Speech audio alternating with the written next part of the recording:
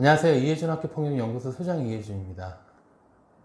여러분, 어깨빵은 과연 학교폭력일까요?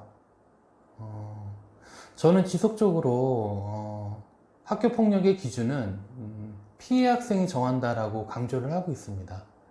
그런 관점에서 본다면 어깨빵도 당연히 학교폭력의 범주에 저는 속한다라고 생각을 합니다.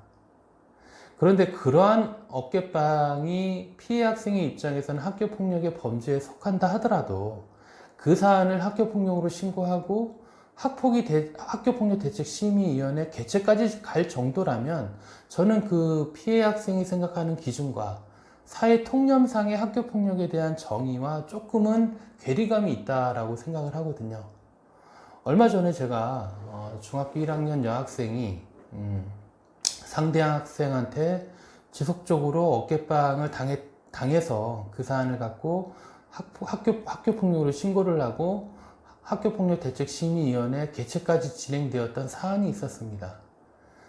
그때 당시 이제 피해 여학생의 어머님은 저에게 상대 학생이 어깨빵을 했다라는 증거도 명확하고, 그리고 분명히 상대 학생이 우리 딸에게 지속적으로 어깨빵을 했음에도 불구하고 왜 이 사안이 조치 없음으로 나왔는지 모르겠다라고 하면서 굉장히 억울해 하셨는데, 제가 그 사안을 보고 그 어머님한테 드렸던 말씀은 당연한 결과이지 않냐라고 제가 그렇게 말씀을 드렸습니다.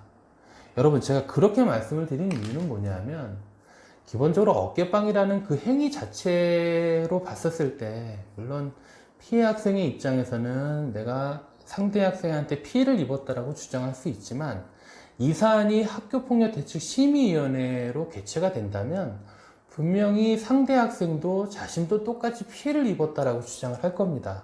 그러니까 그 얘기는 뭐냐 하면, 실질적으로 어깨빵이라는 행위는 일어났지만 피해 학생과 가해 학생이 주장하는 사항들이 상반되게 주장이 될 경우에 학폭위 심의위원들이 실체적 진실을 밝힐 수 없다라는 거죠. 그리고 실질적으로 피해 학생 입장에서는 가해 학생이 의도적으로 어깨빵을 했다라고 주장할 수 있겠죠. 그러나 상대 학생 입장에서는 어쩔 수 없이 우연히 부딪혔다라고 주장할 수 있습니다. 즉, 실질적으로 어깨빵이 일어난 행위에 대한 의도적인 행위, 그리고 지속적인 행위에 대해서 피해 학생이 주장하는 것만큼에 대한 가해 학생, 상대 학생 쪽도 상반된 주장을 하기 때문에 그 사안 갖고만으로 봤을 때는 학폭위 심의위원들이 실체적 진실을 판단할 수 없다라고 저는 생각을 합니다. 물론 어깨빵으로 인하여 피해 학생이 넘어져서 어깨에 부딪혀서 넘어져서 크게 신체적 피해를 입었다면 그거는 얘기가 달라질 수 있고요. 그리고 누가 봐도 어깨빵이라는 행위 자체가 굉장히 과도하게 했다라는 외부의 목격 학생의 어떤 진술이라든가, 그리고 CCTV 영상이 남아 있으면 그거는 당연히 폭력으로 인정이 될 겁니다. 그러나 학생들 간에 오고 가다 지나치면서 부딪히는 이러한 어깨빵들을 학교폭력으로 신고하였을 때는 제가 보기에는 학폭위 심의위원들이 학교폭력으로 인정하기에는 굉장히 어려움이 있지 않을까라는 생각이 듭니다. 그래서 제가 그때 당시 이제 상담했던 그 어머님한테 드렸던 말씀은, 어깨빵이라는 신체적 폭력으로 학교폭력으로 신고하기보다는 자신의 딸이 가해 학생한테 괴롭힘을 당한다라는 괴롭힘의 한 종류로서, 한 일부분으로서 어깨빵을 주장했다면 오히려 심의 결과는 좀 달라지지 않았을까라는 제 개인적인 의견을 말씀을 드렸습니다.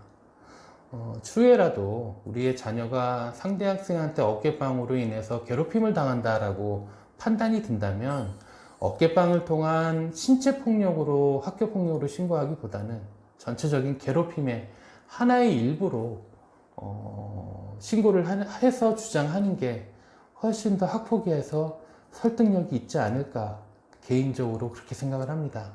혹시라도 자녀의 어깨빵 때문에 고민이 있으신 부모님들은 이 의견을 참조하시기 바랍니다.